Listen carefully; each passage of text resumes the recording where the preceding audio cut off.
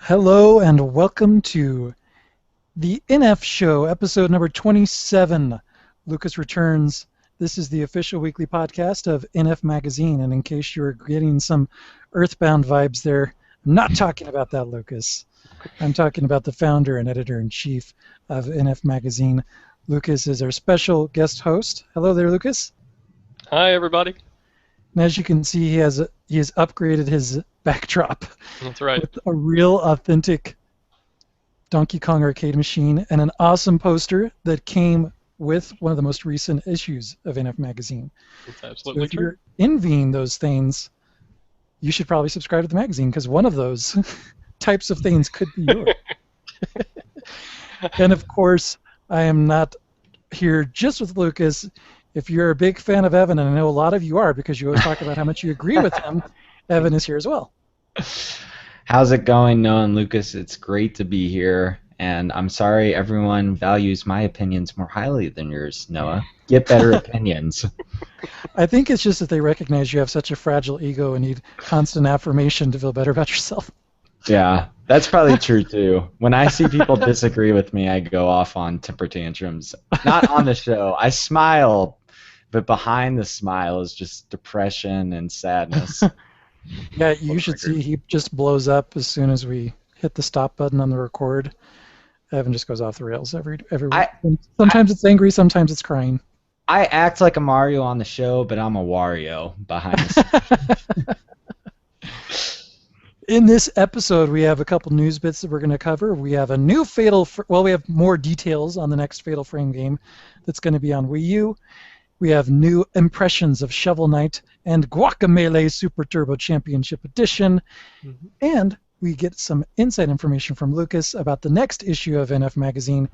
But we'll wrap up everything our favorite way with a ton of feedback from both emails and comments alike, which I'm really looking forward to. Evan's going to get to shepherd that. But first up, let's get into some news bits before we go any further. Fatal Frame has been officially announced for Japan. That is the subtitle of the game. It is Fatal Frame, the Black-Haired Shrine Maiden. Mm-hmm. And it will be coming out in late September, so actually not too long for folks out in Japan. And it's set on a mountain with a huge lake. Very descriptive. Yeah. I'm working with these awesome notes here that I These do are not second guess the quality of. I put these notes together, so I'm throwing Noah under the bus here. Here, let me try that again. It's set on a mountain with a huge lake. I think one of the translations was Mountain of Death. Not Death Mountain. This isn't Zelda, but a mountain of death.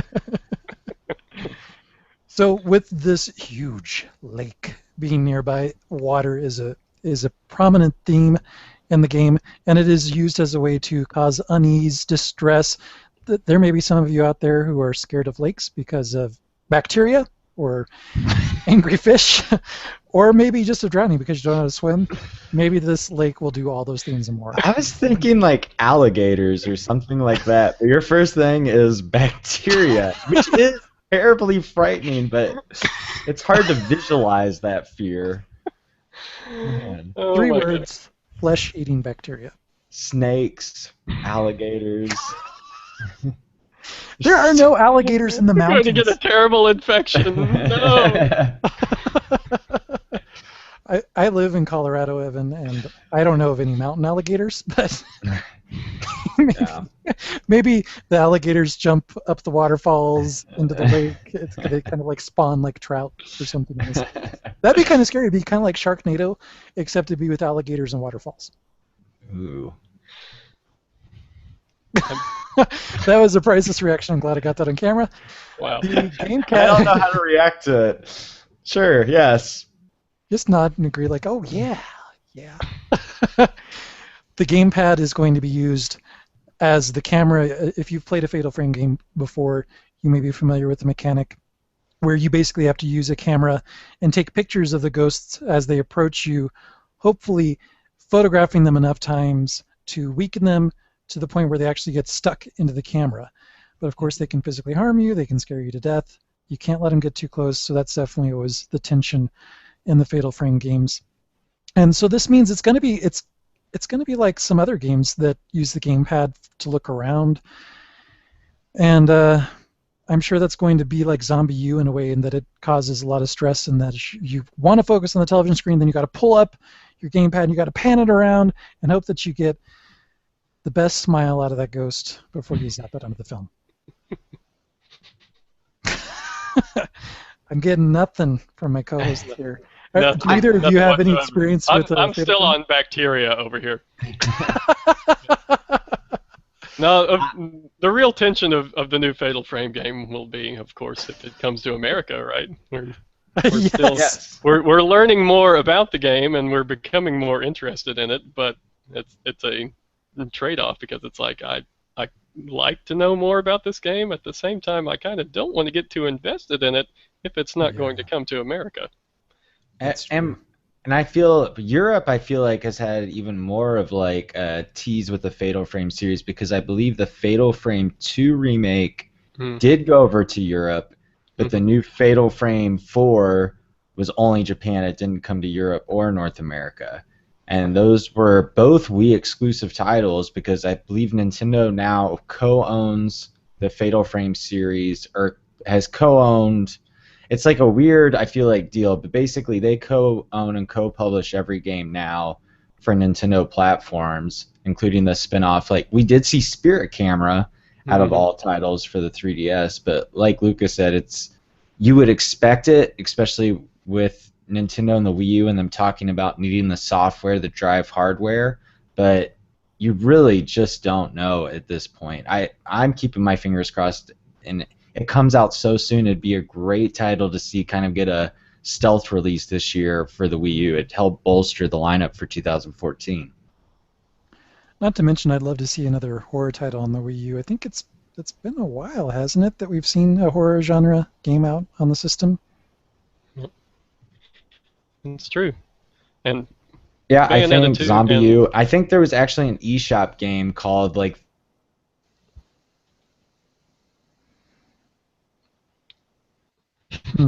I think there goes early internet has struck again, the earliest yet in a show. Let's go. It's just as well, because I wanted to make a comment anyway, and he cut me off mid-sentence. So good, yeah, he's so rude. Please continue. Firebombed his Time Warner modem, and now I get to talk. My thing I wanted to say was that Bayonetta 2, an M-rated game, very unlike Nintendo to publish that in America. I'm still trying to wrap my head around that. And then they added the surprise of Devil's Third at this E3 that they kind of saved from cancellation, and it's now a Wii U exclusive. So I'm thinking, if they're pushing those kinds of games, then why not just go ahead and bring the new Fatal Frame over here to America? You're obviously trying to build that kind of mature portfolio, and this would be a perfect game to add to those. I agree, and all the better if it's only going to be on Wii U, period. It's an exclusive, which Wii U can always use more of, whether it comes from first parties or third parties.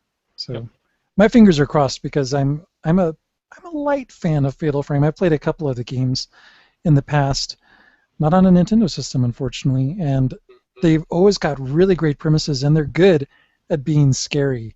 They can test your patience with the gameplay being so helpless, and you always have to turn, snap, snap, snap the camera, run away, snap, snap, snap. Do you have enough film? The tension feels, it can wear you down a little bit, but it's been a while since I played one, and this one sounds pretty cool, and the setting sounds cool too.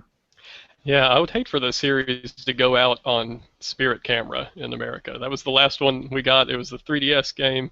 It wasn't that great. It was rated lowly. Critics didn't like it. And, you know, we need a new Fatal Frame to redeem the image of the franchise, get people interested in it again. So, I hope they don't skip it for America. Yeah. Evan, unfortunately, you decided to leave us during the middle of your sentence. So if you would like to collect your thoughts, do you still want to make a comment on Fatal Frame 2? Or Fatal Frame 2, Fatal Frame, the black-haired shrine maiden. Nope, I'm just gonna hopefully not say anything again and get kicked off. Sit here, frustrated. I was just gonna say that I think where I cut off was Zombie U. I believe was the last horror game for retail, but I think The Letter, which didn't get the best reviews, came out on eShop recently. That was kind of under the survival horror or horror genre. But I think our own Don, who's been a guest star and writes for NF Magazine, had a kind of notorious quick look for the game where he beat it like within 4 minutes or something like that. That's great. Moving on to our next piece of news, we have some sales numbers. Mario Kart 8 is so close to breaking 1 million units sold. Well, I suppose it's a matter of your perspective, but to me, it's really close. 885,000 units have been sold in North America so far.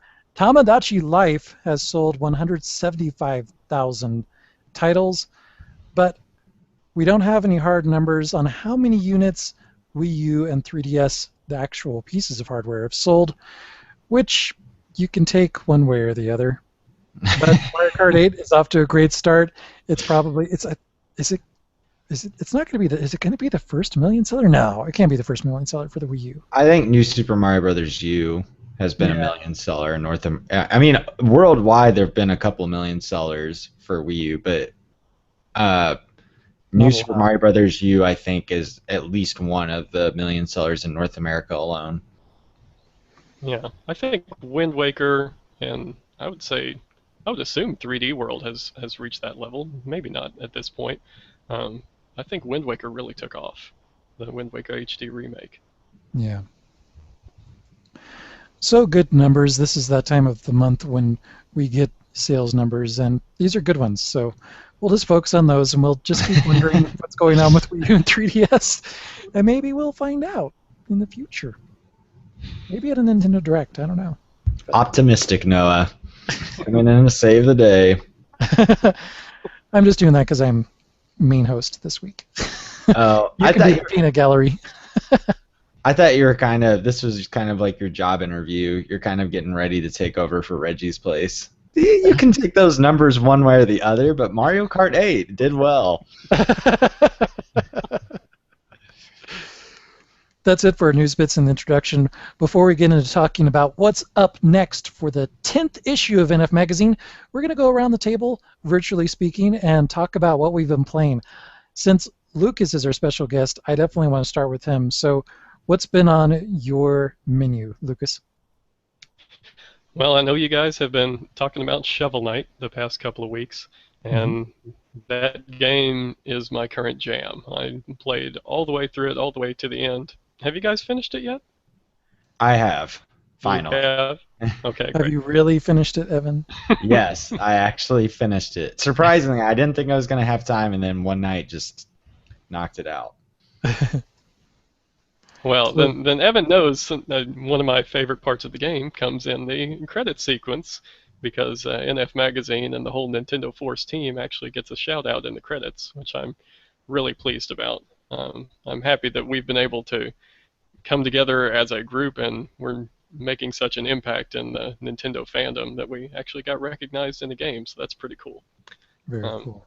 Yeah, and the game itself absolutely rocks. Everybody should be playing Shovel Knight. I gave those codes to these guys so that they could talk to you readers, listeners, watchers about the game, and yeah, I will shout Shovel Knight from the rooftops for an hour if they let me, but I'll quiet down so the other guys can tell you what they've been playing too. So how many times through is this for you? Is this your second time through? Are you playing on a harder difficulty? What's your next playthrough concerning? Right now I'm in kind of a code experimentation mode. They've released hundreds of cheat codes, and they do crazy things like you can control a giant size Shovel Knight, or he changes colors randomly, or he blows out air bubbles even when he's not underwater. Like any kind of weird variable that can be changed in the game, there is a cheat code that does that. So it's fun to play around with the different ones. It takes me all the way back to the NES days with the Game Genie. Oh, and yeah. You could just put in random stuff game and see what happens. Like, oh, Mega Man now jumps super high, or oh, Mega Man is instantly killed and the game doesn't even boot up. Like, so it brings back those kinds of memories for me. So that's kind of what I'm doing with the game right now. It's really cool. And you played on Wii U or 3DS? Have you played on both? I played the Wii U version. That's the one that I chose to go through all the way for my first playthrough. I probably will go back and check it out on 3DS because I'd like to see if there are any differences or how it works as a portable game. I have a feeling that it would work really well on the go, but yeah, I wanted it as a Wii U experience to begin with. Oh yeah, it looks great in HD, but I found myself a couple of times being like, man, I kind of wish I could just have this on my handheld. I wish I could go back and forth. I mean, people have been talking about that with the 3DS and Wii U games in general, but Mhm. it was a game that for me grew on me as I went on and definitely started to understand the brilliance. And I've talked about multiple times how great the writing is in the title. But I'm also excited, having beaten the game, and I'm sure you are too, Lucas, the fact that this may be one of the first big like iterative titles for the console, because we know that they're going to bring four-player multiplayer and an Mhm. update. I think there's going to be a mode where you can play Shield Knight throughout the game, and you get to. I think they're even going to have what you can play some of the other knights, some of the other bad guys, and play Mhm. them throughout the game, which will, I mean, change the experience pretty greatly, I would think. Yeah, it's going to be really cool to see because people that have been gaming fans for a while, they know that new games come out, a lot of people play them at the very beginning, and that's kind of where the hype exists. And then those games kind of go on the back burner. People move on to new games. But Hmm. Shovel Knight, I think they're very wisely extending the influence and impact and popularity of the game throughout the rest of the year because we've had this kind of hype surrounding the first couple of weeks of its release. It's been getting great reviews. A lot of people have been playing it. And then people are going to kind of forget about it for a while. Maybe a couple of months go by. And then, oh, here comes the gender swap mode. Like, oh, and people are going to be talking about it again. People are going to be buying it again. And then it goes away for a while. And here comes the playable bosses. And so I think that Yacht Club is really killing it. Just with the entire structure that they've figured out for how they're rolling out their first game. Noah, where are you at now with Shovel Knight? I'm at I think it's the fifth or sixth boss level. I got really frustrated. I did play it a little bit over the weekend, but my time was constrained because I had used my I'd used my Wii U to watch some Netflix the night before, and I kept the gamepad next to me because I was kind of binging on a show, and I didn't remember to put it back in the charging cradle. And so Oh no. the next morning, I'm like, all right, cool, I'm going to play Shovel Knight. And I started up, and of course, the gamepad is almost out of batteries. And it's really frustrating. I feel like the gamepad has a very short battery cycle. So I just played and played until it just turned off. And she's like, ah. But it was cool what I was playing. But I didn't come back to it because it's like, how long is it going to take for the gamepad to get a full charge? And so I just went and I played other stuff on other machines. And after that, I was out of time to play games, and so I moved on with my life, and I'll come back to Shovel Knight later. Human error, people. Human error. No knock against Shovel Knight. It's a Yeah, knock for a against second, Noah. it's a No, good it's a point. knock against Wii U's gamepad battery, and that it's What so dumb. can't you buy? You can buy like a upgraded battery for the gamepad, right? Can you buy it off Nintendo's store? What? What? Like from Nyko or from Nintendo? No, from Nintendo, like an Yeah, actual lithium battery swap out, I think. it's a double capacity battery that you can get. Why didn't they include that in the original thing? That's just classic Nintendo junk. You know what's funny? Choose my words carefully. What's funny about that though is the Pro controller battery is amazing. Like it really does last 50, 60, 70 hours on a single charge. Well, and that makes sense because there's not a screen on there, there's not a light, and other things that are just sucking the energy out of the battery. I bet that double pack battery is like 50, $60. That's my guess. I'm not sure, but there are options out there for people like you who can't remember to charge their gamepad each night. But I don't I'm know just, I'm if I'm just going to giving you. capitulate to that nickel and dime strategy that has always driven me nuts about Nintendo, whether it's memory packs or rumble packs or RAM packs and oh my gosh, the GameCube's memory cards, that could have been like the last straw for me. We're going to release this Oh, tiny, I tiny forgot memory all card, about that. and then we're going to wait a year and like, oh, we finally figured out how to put more memory in this. Please buy more cards. It's just like, you've got to be kidding me. What was awesome about the GameCube memory cards for people that don't know or don't remember was I think it started off with the memory card 59, and then Mhm. it was like memory card like 261, like these very like weird numbers that they had. You got 261, and I think they had a final one. I don't know if I ever got one that was finally like 1,000 plus, where you'd only need one memory card. Yeah. It's, people who are fans of Sony platforms have also gone through this pain as well. It's really not cool to consumers to do that type of stuff. But I said earlier I was going to be focused on the positive. Look how So quickly I that's turned you. I just soured you on everything. All right, I I take- looked it up. It's $32. that is a really weird price. It's not $30. It's not $29.99. It's not $34.99. It's $32. I guess you don't have experience. Lucas, do you have experience with Nyko does have like a battery you're bitter a battery pack extender, doesn't it? I'm not sure. I've only run into the issue that Noah's talking about a couple of times, so it hasn't occurred to me to look into an extended battery solution for myself. Um, but I'd assume that there are a couple of different options out there. Yeah. Well, I have only run into that situation once, and that's because I was actually playing a game for 5 hours straight. I'm the responsible adult here who gently places his gamepad back on its little charging stand and pats it down and Well, let me explain something to you. I'm still on crutches. The act of carrying the oh gamepad across yeah. the room, opening the cabinet, and putting it somewhere is a big challenge for me right now. So back off.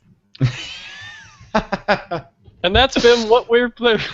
That was our totally on-topic segment. That I'm sure didn't get derailed into any kind of tangent whatsoever. I thought, no, that you're going to say Guacamelee has kind of taken your attention away from Shovel Knight.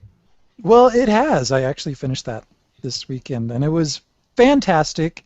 It had a really great ending, and it actually has multiple endings, and That's cool. I might go and do the extra stuff that's needed to get the extra ending. But I really like the ending as it stood. It's not necessarily what you expect, and that's kind of what I like about it.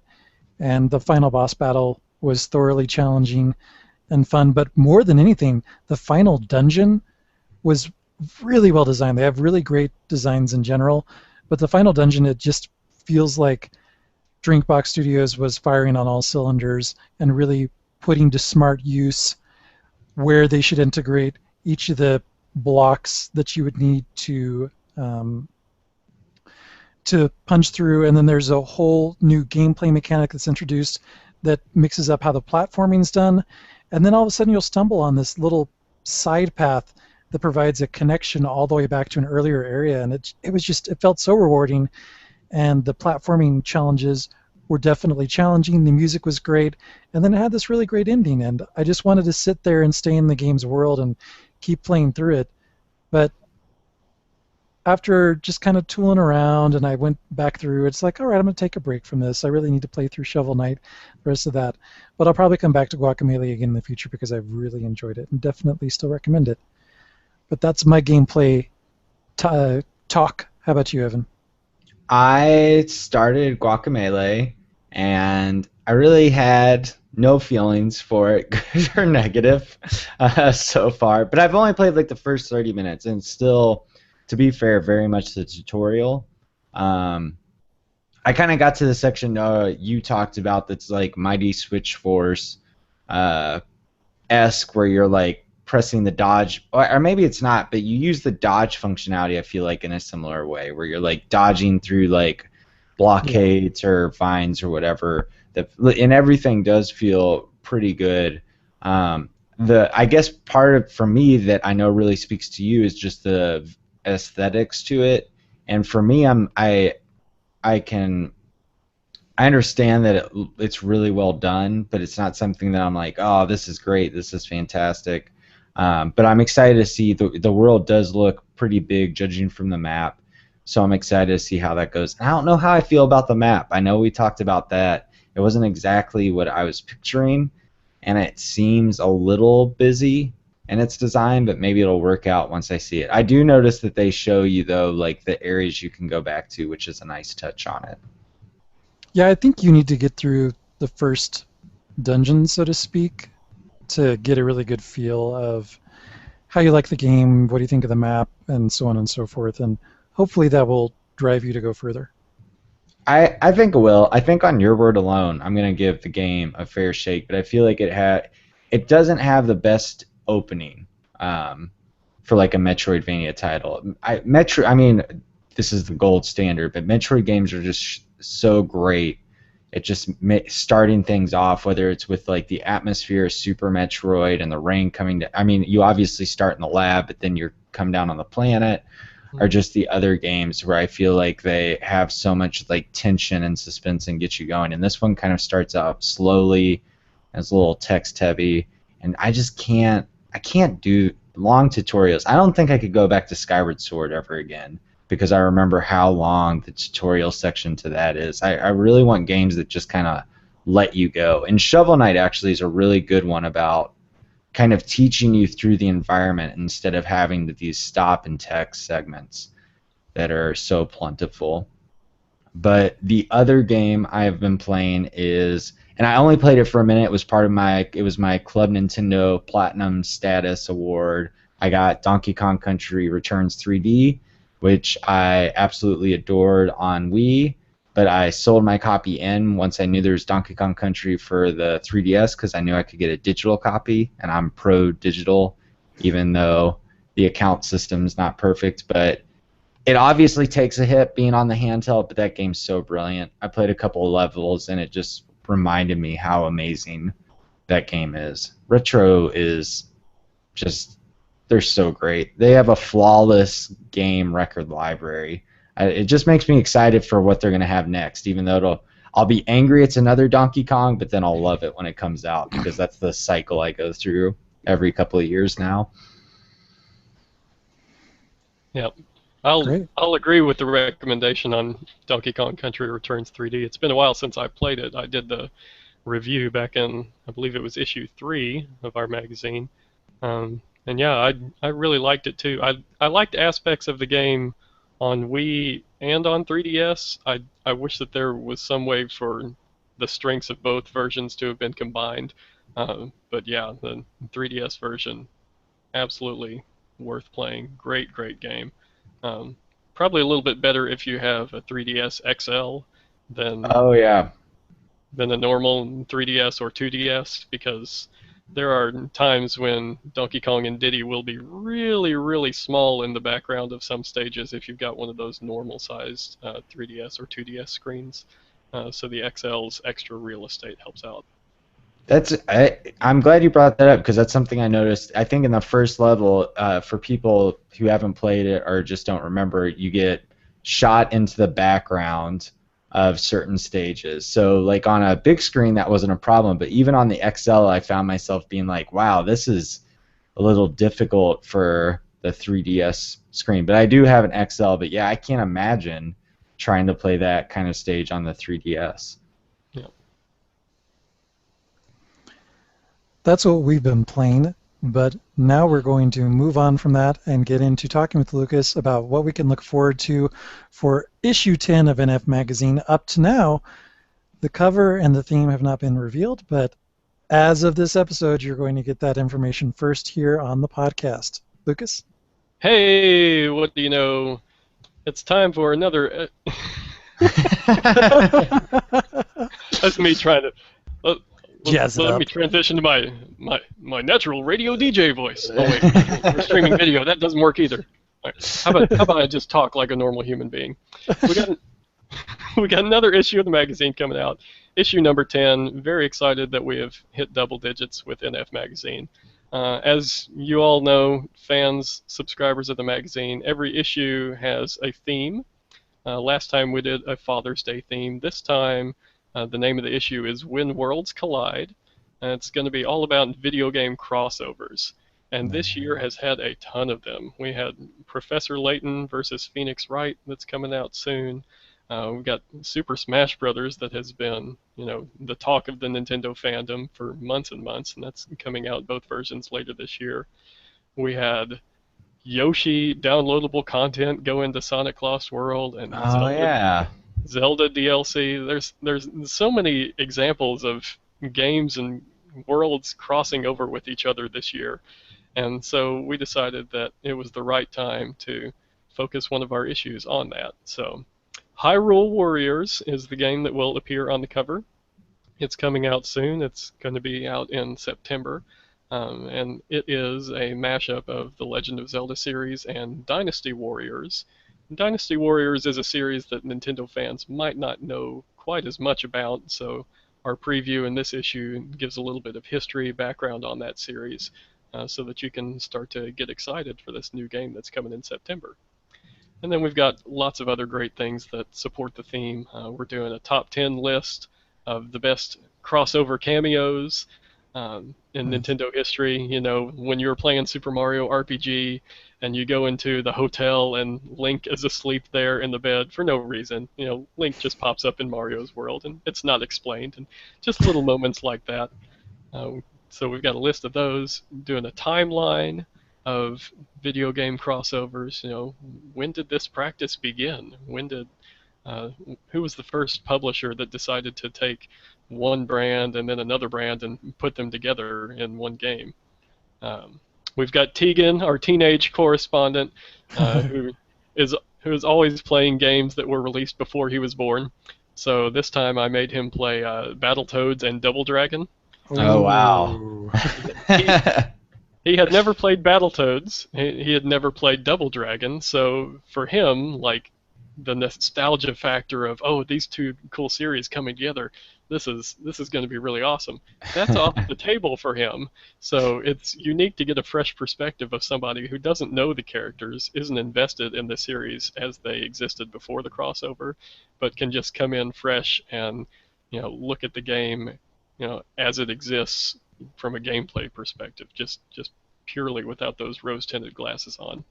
I love that column series that we do. So those are a few things that are happening in issue number 10 of NF Magazine. I am finishing up the pages as we speak. They're going off to the printing company this week. The digital version will be showing up in people's emails later on this week, so please look forward to it. And don't... You need to get some fruit next time too, Lucas, when you start this segment. Coming direct to you.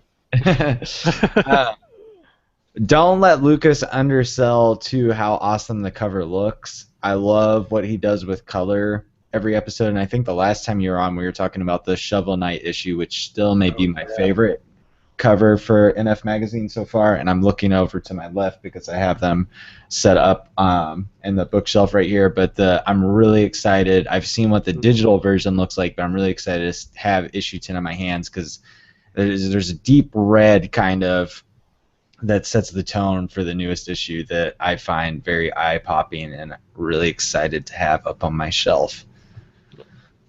It's fun to put together the covers. It's really, really awesome. That's to give a very brief bit of extra background into how this magazine came together. That's one of the driving forces that made me want to do a magazine. It's because Nintendo puts out this great, high-quality artwork in these little PR emails, and you see it pop up in Google searches or whatever, but this material just begs to exist in printed form and be held in your hands. So I love being the person that gets to make that happen. Yeah, and the other thing I'll say really quick too is, like I say about Noah always editing this podcast and dealing with the iTunes feeds, and be sure to give him credit. Lucas lays out not just the cover but the entire magazine on top of editing I think everybody's work, so what he puts in is just crazy awesome, and it's obviously a team effort by everyone, but there's no questions on who the captain of this ship is. So definitely applause to him, and be sure to send him support as we put the finishing touches on the next issue. Well, I appreciate the compliments. I'll take it. Yeah, you better take it when you can, because the passive aggressiveness comes later, as Noah knows. Honest praise really on the sincere? NF show, everybody.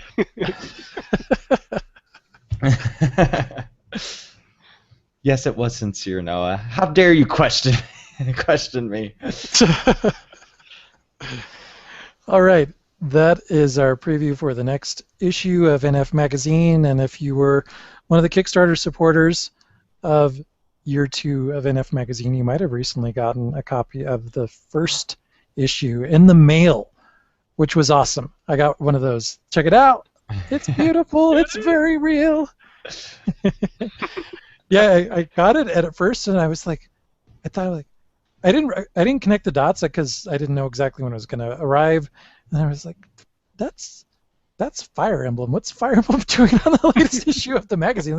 That's kind of old, but it's like, oh yeah, this is like the first issue, so very cool. Yes. Very cool. Very happy to have confused a large portion of our audience. But a lot of people missed issue number 1 of NF Magazine because we didn't start the subscriptions until issue number 2. So if you jumped on as a subscriber at the very beginning, then issue number 2 was the first one you got. So a lot of people missed number 1, and one of the stretch goals that we were able to hit during our Kickstarter at the beginning of this year was raising enough extra money to do an all-new print run of issue number 1. So that's what we've done. It's complete as of a couple of weeks ago. It's being mailed out to everybody, and lots of people over the course of the last week have received their copies in the mail. So if you got one, it means that you were a Kickstarter backer and you said, yes, I would like a free copy of this issue. Or it means that you signed up for a subscription through our website. I think before the end of May was the cutoff to get a free issue. So it's been fun to see people's reactions on Twitter. Some people have been eagerly awaiting this reprint and said, yes, finally the reprint of number 1 is here. And other people have said, I didn't order this. Like, what? Why has NF Magazine sent me a free magazine? I guess it's cool. So, whatever boat you're in, hey, free print copy of our very first issue for you. So please to enjoy it. And with that, we are now going to move into feedback. Evan has a lot of ground to cover. We will see how well he does that, and I will appraise him afterwards, as he has appraised both Lucas and I over this episode. Oh, no. Well, first off, thanks for all the feedback from last episode that we're about to get into, but if you'd like to hear your feedback here on NF Show, the official NF Magazine podcast, you can email us at show@nfmagazine.com, or you can leave us a comment on our YouTube channel or under this video if you're watching it right now, just below us. But let's start off with emails. Adolf Vega wrote in to say, just like Noah, I am itching for another Nintendo Direct. I have a few predictions. So right off the bat, Noah, there you go. Someone agreeing with you. They actually hear me. So number 1 for the next Nintendo Direct, Mario Kart DLC and Amiibo features revealed. Number 2, Smash final name and release date announced. Epic Black Friday release on November 28th. Number 3, more Wii U features of Smash Bros. Announced. Number 4, 2DS XL shown. Number 5, more talk on Amiibo figures, release same day as Smash Bros. Number 6, Link Between Worlds DLC Dungeon Pack, 5 dungeons coming in October. Number 7, surprise iOS ports for 3DS and Wii U games, including Angry Birds Nintendo Edition, Infinity Blade 3D, and Temple Run. And then P.S., before we get to those, he just wanted to say, I bought Rayman 3D back when they had the $7.50 sale on the eShop. I like it, but I liked it back in the day when it was Rayman 2 on Nintendo 64. Been wanting to buy it for years, and now I got it. And for me, I need to give up on 3 stars in Mario Kart 8. Life is way too short to waste your time on that. 1 star is good enough. Wow. Only 1 star, Evan? Are you going to just 1 star the whole game? I loved your tone in saying that. I haven't. I played with my. Angel on the shoulder devil on you. Here's Noah over here. Really? You're just gonna do 1 star? You need to go back. You need to be a perfect player. Adolf Vega is the angel. He's like, no, it's okay. This is good enough for anybody. This is what I deal with week in and week out, Lucas. Terrible gaming advice from Noah. I am an OCD gamer. It won't happen fast, but I will try to 3-star until I get to a part like I did with the Wii version, where I almost throw my controller against the wall, and that's when I gently walk away. But I like to push myself to insanity first before realizing what's good for me. Well, if you smash your controller against the wall, maybe the battery would pop out and you'd be able to put a new one in there. Double the capacity. You know, it would work out. Very nice, very nice. I liked Adolph's predictions of content for an upcoming Nintendo Direct. I could definitely, well, I'd want to hear all of these things, especially I would love for DLC to be announced for Link Between Worlds. Mm-hmm. I'm not excited about the DLC I've seen so far for Mario Kart 8, but if DLC restored the classic battle mode to Mario Kart 8, I would be very excited, even if they bundled it with that lame Mario or Mercedes Kart, which that's not my thing. And I definitely also want to hear more about amiibos. There's a rumor that an amiibo may be packaged with the Wii U version of Smash. Maybe they'll save that for Nintendo Direct. My guess on that would totally be a generic Mario amiibo if that were going to happen. Did either of you have a favorite prediction here on these Nintendo Direct ideas? I like his prediction of the Black Friday release for Smash. I think that it might even be a little bit before that. I've seen people throwing around the November 21st date for Smash Brothers, and I think that makes sense. We saw that last year, that Mario 3D World and Link Between Worlds both came out on the same day, and I think Mario Party. They had 3 major first-party releases all on that same day to get them on store shelves before Black Friday. And so November 21st this year, we already know that Pokemon Omega, Ruby, and Alpha Sapphire are going to be on that day. And yeah, I really wouldn't put it past them just from what we saw, last holiday season, to put Smash out there. They really need it to be on sale over that Thanksgiving weekend. It needs to be there. So I think it will be. I think that's a good call. Yep. I love the 2DS XL. Because I think that just goes into my theory I've had all along about another hardware reiteration of the 3DS system in one way or the other. I will say for Adolf Vega, Noah is like you and thinks there may still be another Smash Brothers final name, but I think Sakurai has already said that for Wii U and for 3DS, even though I agree I think it's terrible, that is the final name for both versions of the game. Yeah. Yeah, we've seen the final box art for both of them, and that was part of the E3 materials. So Super Smash Brothers for Nintendo 3DS and for Wii U, as lame as that is, that's what the names are. You would think they put Adolf Vega.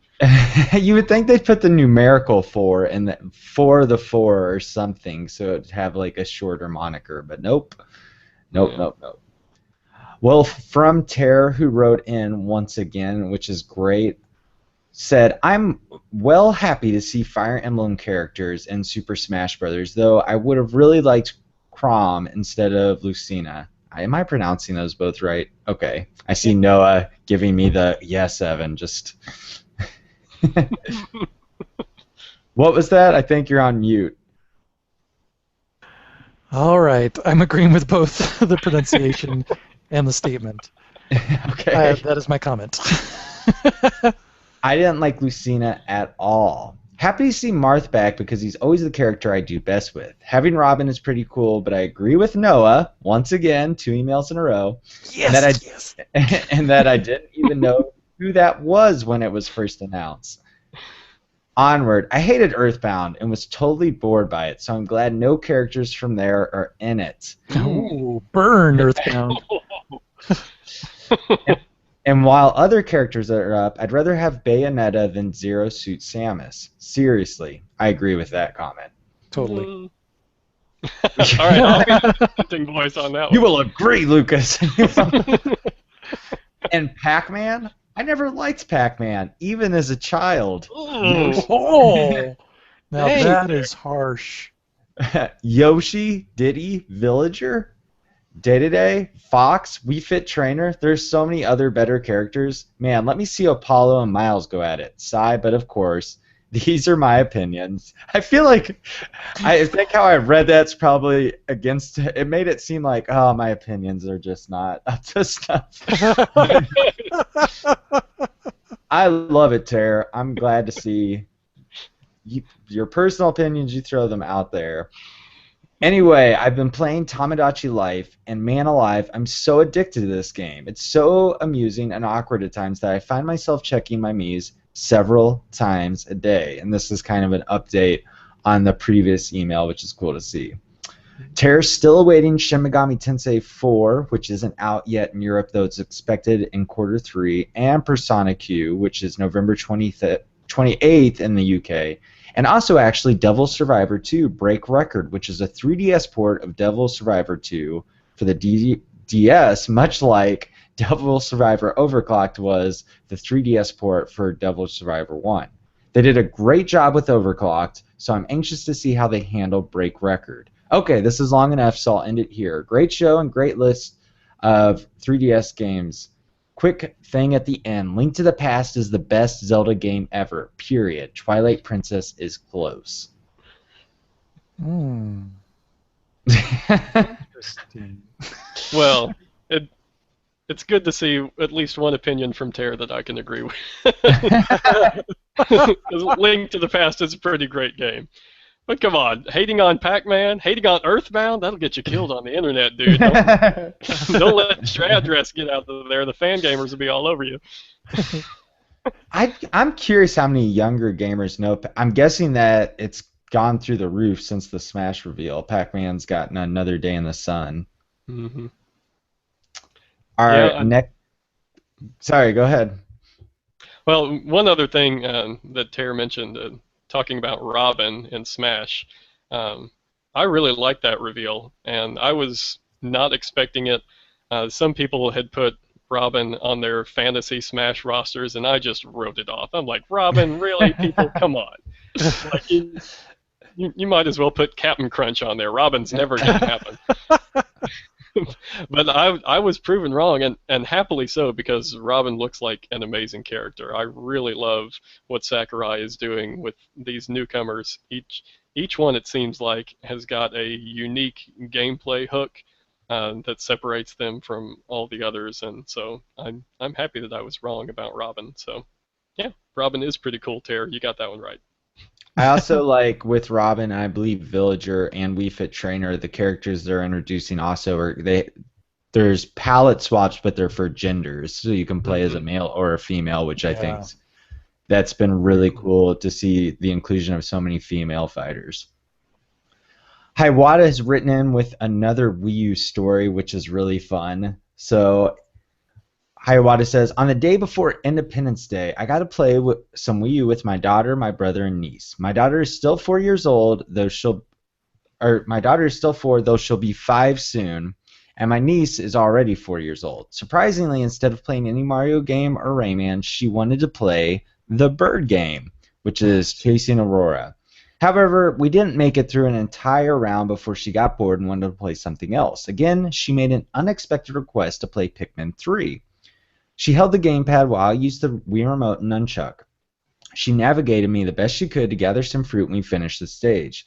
She wanted to continue playing, so I took a risk and set up a multiplayer gathering session.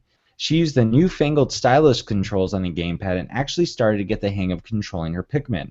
My brother and niece showed up while we were playing our second mission. Immediately, my daughter encouraged my niece to play Pikmin with her, and she started teaching her how to use the controls on the gamepad. Now that everyone's together, we put in Nintendo Land. Most of our time was spent playing through the levels of Battle Quest. My brother used the bow and arrows on the gamepad while the girls and I used swords with Wii remotes. Once we finished level 5, the girls started to get a little burnt out. I think they were literally getting tired of all the sword swinging. They would lie down between matches, but they somehow managed to keep enough interest and determination to replay level 5 numerous times until we finally beat it. The girls would wreck shop every time we went up those stairs, but the toughest yet most rewarding battle was when we had to work together to deflect the fireballs that the Wizrobe shot at us. It was truly epic. Afterward, we played a quick game of New Super Mario Bros. U, which my niece did not want to stop playing. Then we finished the gaming session off with Super Mario 3D World. From there, I continued working on Champions Road as they got ready to leave. The girls were pretty worn out and enjoyed watching me play Mario for a while. But P.S., for the record, I finally did beat Champions Road later that weekend. Wow. That is a massive accomplishment.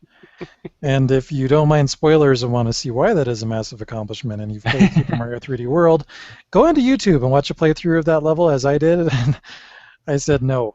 Mm-hmm. I watched somebody else do it. I saw what happened after that, and I said, yep, that's great for that person, but not for my sanity. But I have a lot of respect that we actually know someone. It's not some random person on YouTube who actually got through it. And by the way, Hiawatha, I always love the epic gaming stories that you share about gaming with your daughter and other family members. It's so cool, and it really captures the essence of what I really like about Nintendo from being a kid, is that it was always the machine, regardless of what generation it was, that you would gather people around with and play great multiplayer games, whether it was Mario Brothers, Super Mario Brothers on the NES, or playing Contra on Super Nintendo, or ridiculous things on the Nintendo 64, like GoldenEye 64 with slapping mode activated, or Gauntlet, or Xena, and then it just goes on and on. And to hear that people are still doing that just is really, really neat. Definitely. Let's move on to the comments, starting with Nintendo Dude GCN, who writes in a lot, which is awesome. Here is my 3DS Elite 8. Again, no virtual consoles, games, or remakes. And this is playing off last episode Noah and I gave our Elite 8 3DS games. Nintendo Dude GCN starts with 8, Chibi Robo, Photo Finder. Number 7, Kirby Triple Deluxe. 6, Mario Kart 7. 5, Animal Crossing New Leaf. 4, Kid Icarus Uprising. Oh yeah. 3, Fire Emblem Awakening. 2, Bravely Default. And then number 1, A Legend of Zelda, A Link Between Worlds. Anyway, I was super excited about the Smash reveal on Monday morning. Fire Emblem is my favorite game series, so I was super excited to see 2 more characters from the series being added to Smash. Have you guys played any other Fire Emblem game besides Awakening? If so, which ones, and do you have a favorite? I will go first really quick. I have played a bit of Sacred Stones because I believe that was one of the Ambassador games, and I think I put in like 2 hours and really loved it, but then I just got distracted by something else. Lucas? Yeah. I played... Probably my favorite before Awakening was the very first one that got localized for America back in 2004, and they just called it Fire Emblem. And I was really excited to play that because I was a big Advance Wars fan. Advance Wars had come to America for the first time just a couple of years before that. So I had been turned on to the whole intelligent systems strategy style of gameplay, and really, really loved that first Fire Emblem. Played it on an epic road trip that me and my brother took across the entire country. Drove all the way out to California to go to E3 2004. That's really cool. And for me, Fire Emblem Awakening is my first official Fire Emblem title, and I was very happy with it. I liked it a lot. And I'm not sure if I'll play another Fire Emblem game before Project Steam comes out, but I'm definitely looking forward to that. And I know that's going to be on my list. Well, if you are looking to play one, Nintendo Dude highly recommends Path of Radiance for the GameCube and Radiant Dawn for Wii. Those are 2 of his favorite games in the series, and I have heard amazing things about both titles. Our next comment comes from Sonic Tonic, and it's my favorite comment so far because he starts with, I agree with Evan that it's extremely odd how the latest 3DS firmware jumped to a whole new version that for just stability improvements. We're totally overdue for a hardware update of some kind. And, like Noah, he's playing to the crowd here. I'm definitely ready for the next Nintendo Direct. That said, it's not like I need yet another 3DS since I already own the Animal Crossing Edition, Zelda Edition, and an all-black one as of recently. Guys, do I have a problem? I would say no, because I think I have 3 or 4 Game Boy Advances, and I think I have 3 DSs and 2 3DSs, so I am right there with you. I've gradually reduced the number of repeat iterations that I bought of that hardware, just limiting to the most I have to have it because it's genuinely an update to the hardware versus an aesthetic choice, which drove a lot of my Game Boy Advance decisions.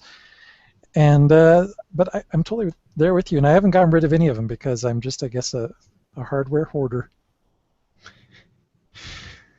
I want the Animal Crossing edition. I'm bummed that I didn't double dip for that one too. Yeah.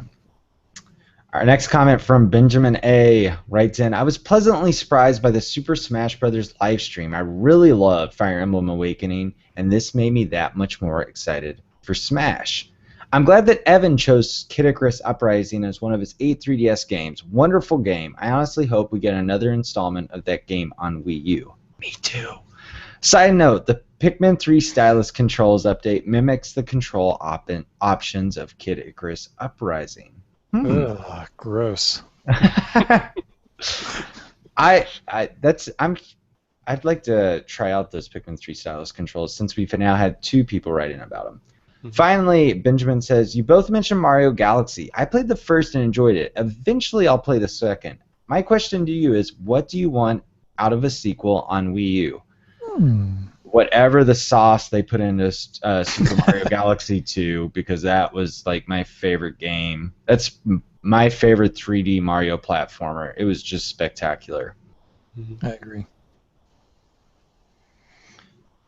Kasaki Project wrote in and said, speaking of indie games, did either of you play Bombing Bastards? I loved Bomberman, and I'm bitter that Hudson went out of business and we never got the 3DS game. I'm also bitter we never got that finished Bonk game either. But anyway, I digress. Bombing Bastards is basically Bomberman. It's not great, but it fills that void in my heart for Bomberman since Konami murdered him. No online, though, which is rough, but hopefully I can get some friends to play. It has 5-player local multiplayer mode. I have not played Bombing Bastards. Have either of you? No. No, I haven't. I wasn't aware that it was similar to Bomberman, so now I might have to look into it. Yeah, I'm intrigued with that information. Do we have, am I misremembering, do we have a review coming up in the next NF Magazine, or could that be something that Kasaki Project can look forward to, Lucas? It's not in issue number 10, because it just came out really recently in the eShop, I believe, so yeah, it would probably make the cut for issue number 11. Cool. Well, Kasaki Project goes on to list top 8 3DS games for him, starting with 8, Pokemon X and Y, 7, The Starship Damry. This is a really cool adventure game with a great ending. I still need to play that. I own it. Number 6, Super Mario 3D Land. Number 5, Kid Icarus Uprising. Yes, this doesn't get enough love, and I hope we get more in the series, preferably Wii U so we can get twin stick controls. I agree with Evan, smiley face. Yes. Number 4, Bravely Default. I had to add it. Number 3, Luigi's Mansion 2. Number 2, A Link Between Worlds. And number 1, Ocarina of Time 3D. Still the best game ever. I like how there can be so many different lists of top 8 3DS games, and nobody is wrong. Like, that's how strong the 3DS library is. You can have a list of 8 that has none in common with somebody else's list of 8, and still would be entirely wonderful games across the board. Really, really impressed with the 3DS library. Yeah, definitely. That's a great point. Our next comment is from Andy Lapp.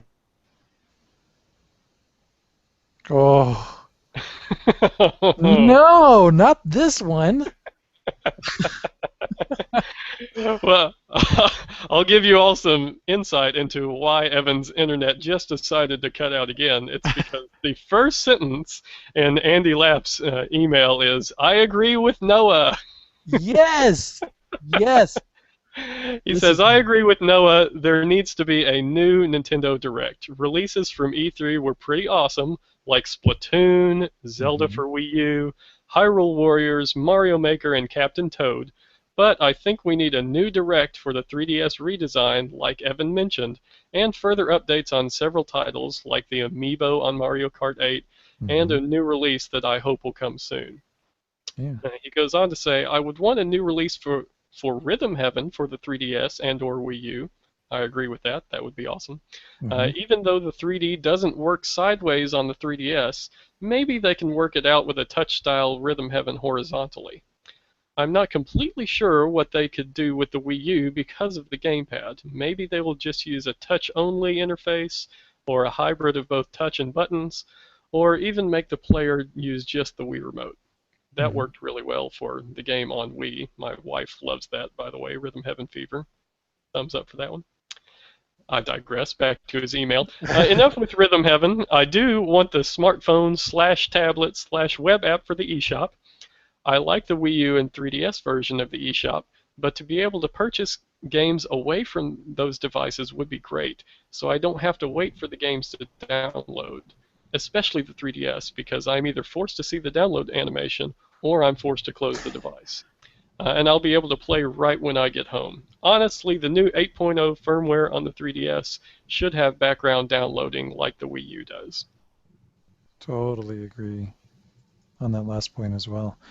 Really a great comment overall. Just yeah. Yeah. Yeah, Rhythm Heaven is a series that I really profoundly enjoy. I just really, really love it.